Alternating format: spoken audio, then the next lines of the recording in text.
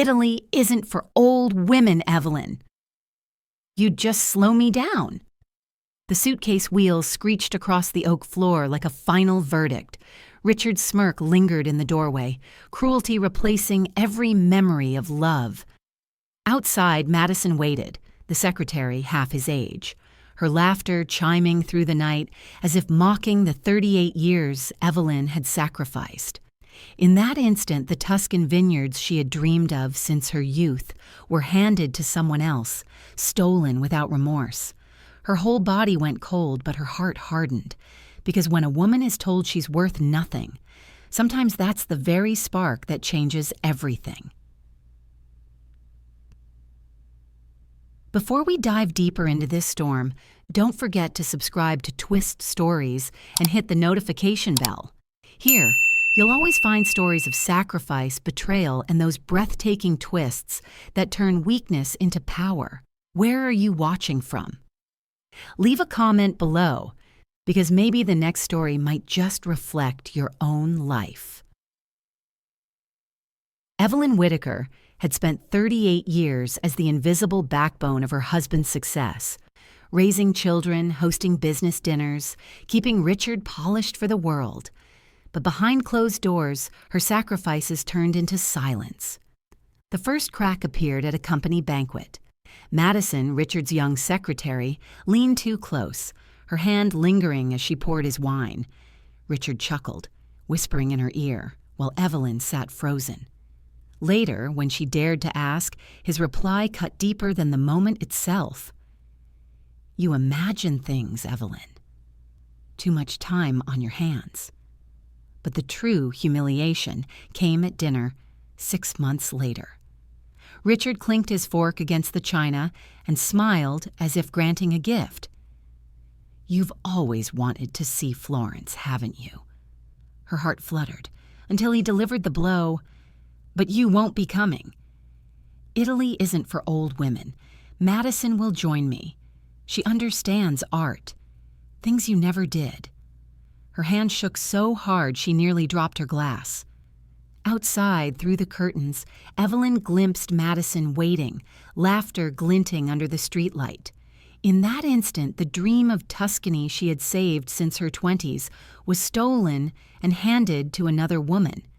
That night, Evelyn wandered the empty house like a ghost, but in the cedar chest at the foot of her bed, among old letters and folded brochures of Italy, she found something Richard had dismissed as worthless: the deed to her late father's lake house. It wasn't money, it wasn't Florence, but it was hers, and in her trembling hands it felt less like paper and more like a weapon, because humiliation plants seeds, and sometimes those seeds grow into storms. And so, dear viewers, this story begins not with a woman destroyed by betrayal, but with one standing at the edge of transformation. Tell me, if you were Evelyn, watching your husband walk out with a suitcase for a dream you once shared, what would you do? Would you fight? Would you break? Or would you wait, quietly, patiently, for the perfect moment to strike back? Evelyn already knew her answer. She just needed time. The morning sun poured into the kitchen, but it felt like light in a museum. Beautiful, yet lifeless. Evelyn placed a single cup of coffee on the table, a habit of decades. Then it struck her. There was no one to drink it. Richard had left hours earlier, rolling his suitcase past family photos as though they were relics in an old archive. The silence he left behind was heavier than his presence. Her phone buzzed. A text. Car confirmed for Mr. Whitaker and Ms. Madison Pierce. International Terminal, 3 p.m. Evelyn read it twice until the words blurred. That simple line was more brutal than a scream. It wasn't just betrayal. It was public humiliation, spelled out in logistics. At the grocery store later, the sting deepened. 2 women from church whispered near the apples. "He looks so young lately," one said. "The new assistant," the other replied, voice dripping pity. Polished, energetic. Poor Evelyn, men fear age like a shadow. They didn't notice her standing a few feet away. Evelyn walked out without buying a thing, her basket swinging empty. Am I really just a shadow now? She wondered. The next day, humiliation arrived with ribbons. Richard's office wired a maintenance stipend for her reflection period, followed by a contract demanding silence and obedience. Confidentiality, discretion, no disruptive contact. It wasn't kindness, it was a leash. Evelyn folded the papers, slid them under cookbooks, and whispered to herself, I will not sign away my dignity. Weeks blurred into a cruel rhythm. Richard's voice arrived in bursts across oceans, brusque reminders about household staff, condescending instructions as if she were still his secretary. Sometimes he layered on fake tenderness, just enough to say, see, I'm still decent. Other nights, Evelyn heard Madison's laughter drifting through the line, along with clinking glasses and foreign words. Chianti, Duomo, sunset. One evening, a knock. Dorothy stood there, her eyes sharp but kind, holding a pie. She sat without waiting. You look like a woman who's been talked at, not talked to, she said. That's how bullies work. They talk until you forget you have a mouth. Evelyn forced a thin smile. He says, I imagine things. Dorothy tilted her head. Do you? Evelyn thought of the deed hidden in her cedar chest. She answered softly, not anymore. Richard returned briefly, tan and swaggering, dropping duty-free bags like trophies. He set a silk scarf on the table. A little something, he said. We're adults. We can be civilized. Evelyn held the scarf, its label screaming wealth, its meaning screaming insult. Civilized, she asked. Is that what you call replacing a wife with an assistant? His smirk faltered. Watch your tone. What should I call it then? A pause. He replied coolly. You've lost your spark. Italy is about energy. You'd hate it. He uncorked a bottle of Barolo. Anyway, I'm moving the downtown condo to my name. The market's tricky. You wouldn't understand. That was the slap without hands. Evelyn felt it sting but chose silence as her weapon. I wouldn't understand, she echoed, her voice steady. Sometimes quiet is louder than thunder. She signed nothing. Richard left, scarf reclaimed, bottle under his arm. Hours later, his lawyer emailed fresh drafts with a subject line that read like a sneer, streamlining domestic assets. At the bank, the manager wore a rehearsed smile. Joint accounts show reallocations into new investments, he said lightly. But the truth was heavy, funds siphoned at midnight, while Evelyn tended Rosemary in the kitchen. Numbers she once trusted had become digits on a screen, pulled away like strands of her life. Viewers, have you ever stood there watching trust turn into digits? Money is not marriage, but it is the bloodstream of control. And when someone cuts that flow, they mean to paralyze you. The blows did not stop. Richard hosted a garden dinner, insisting Evelyn attend for appearances. Under string lights and manicured hedges, she poured wine, handed napkins, smiled at jokes. Madison shimmered beside Richard in a cobalt dress, laughter rising like champagne bubbles. Then came the toast. Richard lifted his glass. To the future. Youthful, agile, visionary. Applause. A few pitiful glances toward Evelyn. Others looked away, complicit in her erasure. Later, as she stacked plates, Richard appeared in the doorway. You were gracious, he said, like tipping a servant. But try not to look so tired. It worries investors. Tired, she repeated. Or old? He shrugged. Same outcome. The next morning, his text arrived. Spa retreat. My treat. Generosity? Number? Exile. In the hush that followed, Evelyn pulled out the lake house deed again. 2 hours north, maple trees lined the road to her past. The house greeted her with a stubborn blue door and the smell of pine needles after rain. Inside, dust motes swirled like galaxies. She flung the windows open. Air and light poured in like forgotten allies. In a drawer, she found her father's ledger. Neat columns, favors owed, and then a yellowed letter. To my daughter, never let anyone tell you your worth. The house holds more than walls. There are rights here. Beneath it, a map sketched with shoreline boundaries and dock easements. Her fingers traced the lines. This was more than memory. It was leverage.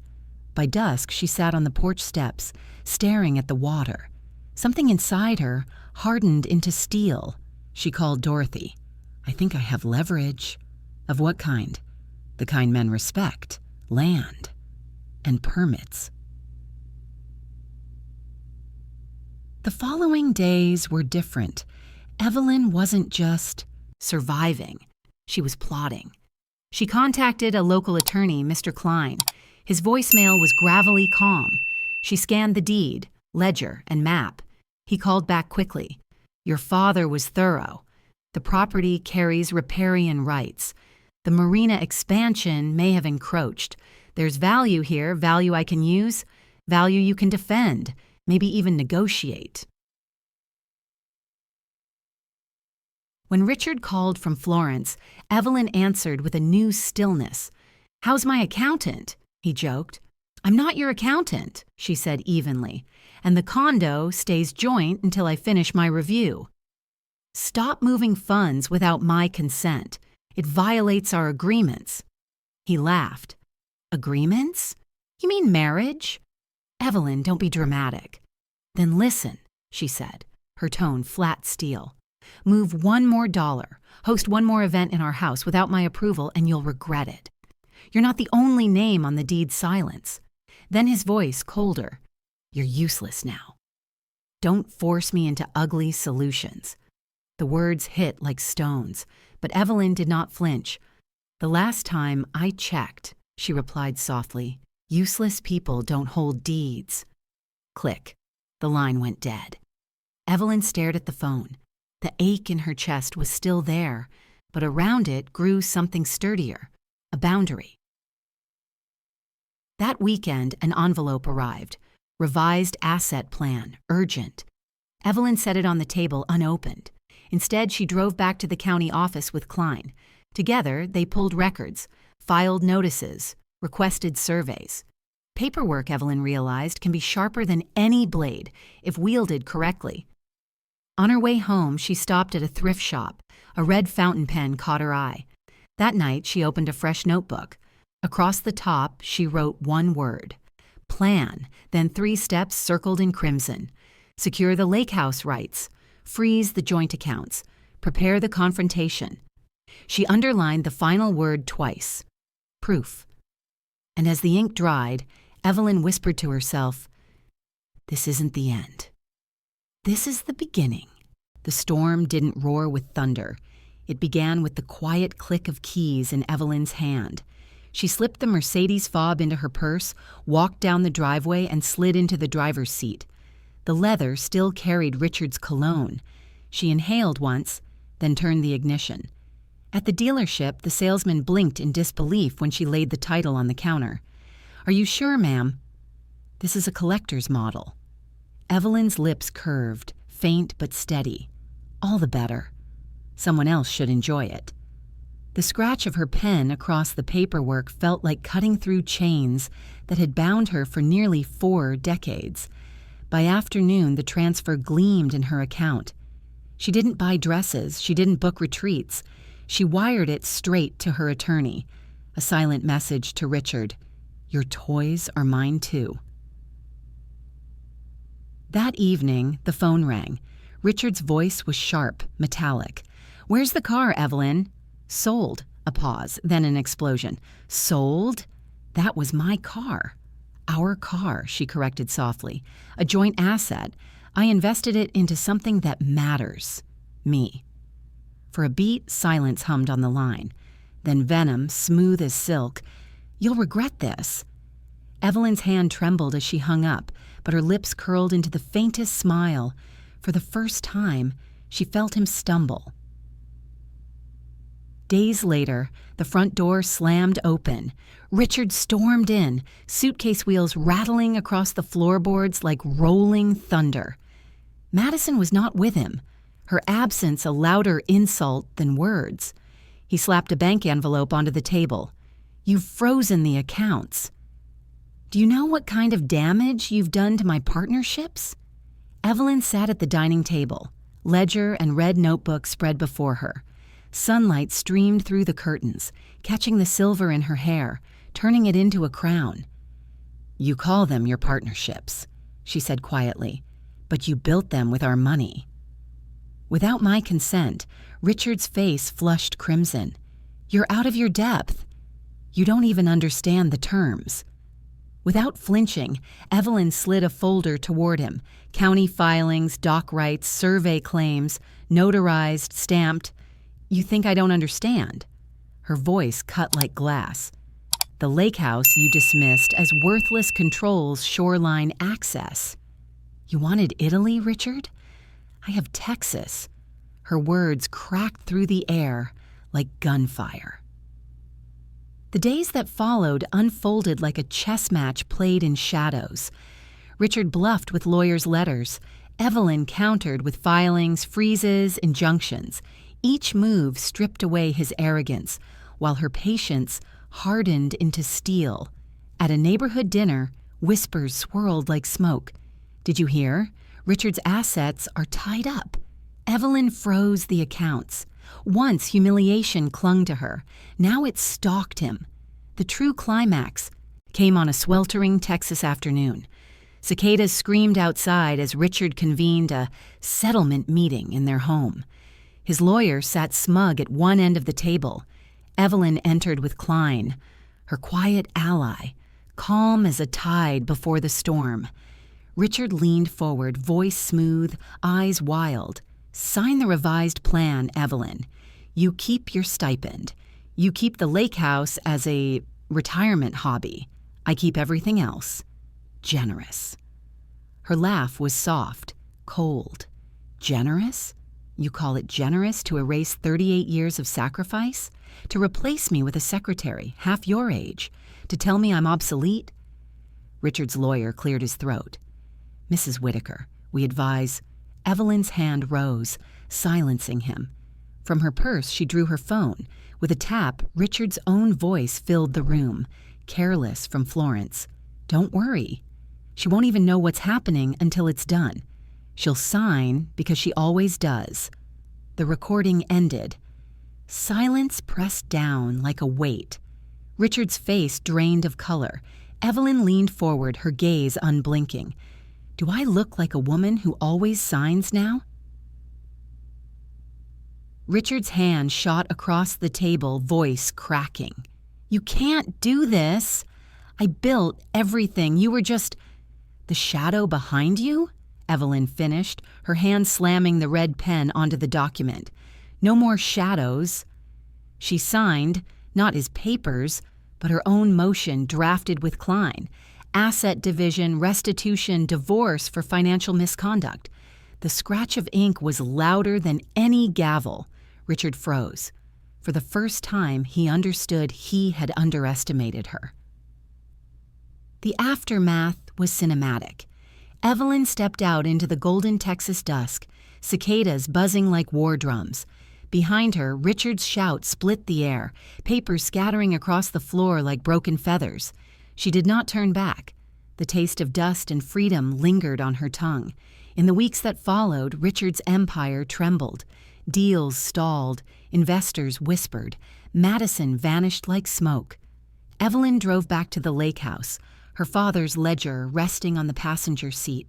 Stepping onto the porch, she breathed the pine-scented air, the lake shimmering like a mirror of her rebirth. She was not merely surviving, she was reclaiming.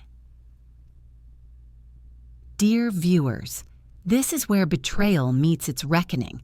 This is where too old transforms into too strong to break. Evelyn's revenge was not a scream. It was patience, proof, and the power of a red pen. because sometimes the sharpest weapon a woman can wield is her signature. And so Evelyn's fight surged into victory, setting the stage for the ending you never saw coming. The weeks that followed felt like Evelyn had stepped into a parallel life, one where silence carried weight and patience was sharper than anger. Each morning she brewed her coffee, not for Richard anymore, but for herself, setting the cup beside her red ink notebook. The list stared back at her, circled in determination. Richard still called. Sometimes his voice was dripping with charm, sometimes with irritation, but always with that underlying message. You're small, I am large. Evelyn listened, nodded at the right moments, and quietly filed every detail away.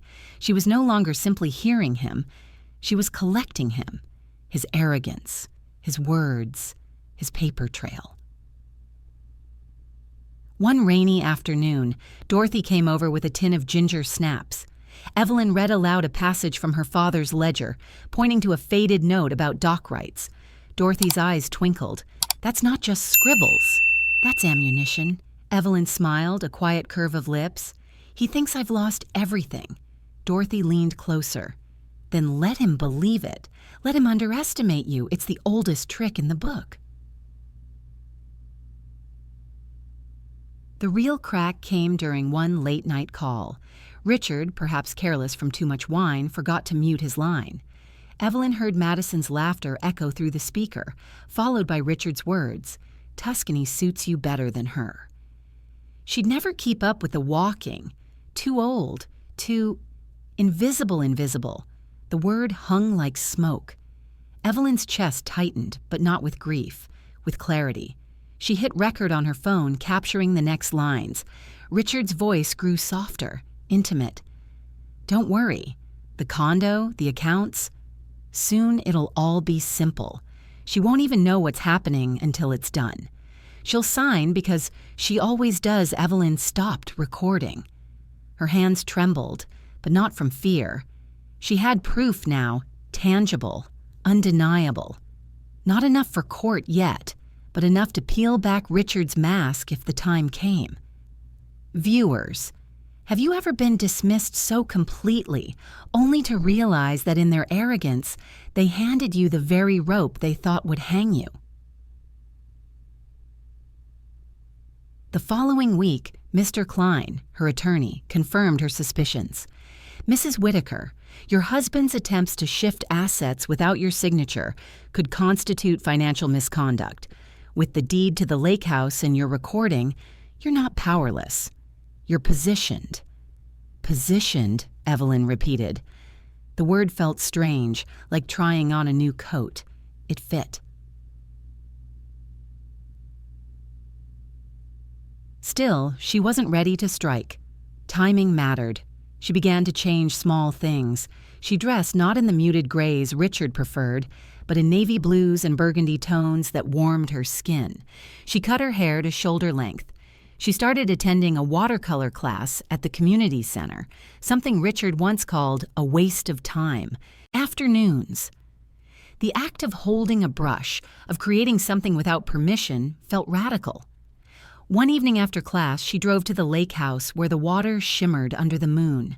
She stood on the dock, whispering into the wind, "You took Italy, but you won't take me." Richard's behavior grew bolder. He sent another attorney's draft, this time claiming she had agreed verbally to transfer the condo. Evelyn didn't reply. Instead, she forwarded it to Klein. At Sunday service, she overheard murmurs again. "Did you hear?" Richard was seen at the airport, arm in arm with that young woman. Poor Evelyn. This time, Evelyn didn't shrink. She lifted her chin, walked to the front pew, and sang louder than she had in years. Whispers could not dismantle a woman who had already rebuilt her own spine. The turning point sharpened during his next trip home. Richard stormed in, dropping his suitcase by the door.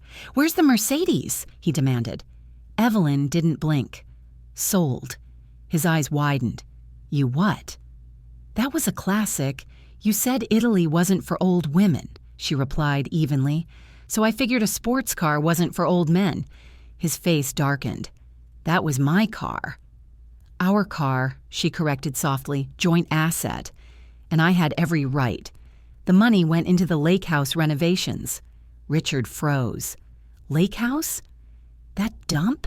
Evelyn's smile was small, deliberate. That deed is in my name. Always has been. You ignored it. I didn't.